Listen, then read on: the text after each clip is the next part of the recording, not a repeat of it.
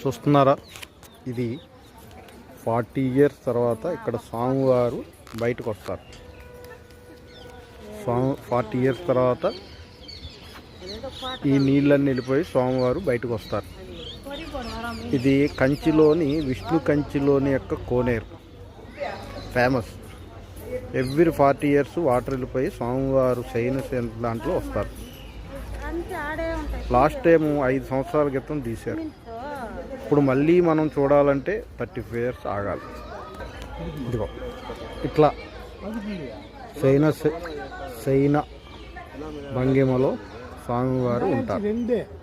చూస్తున్నారా, అనంతాసరాస్ పుష్కరిణి.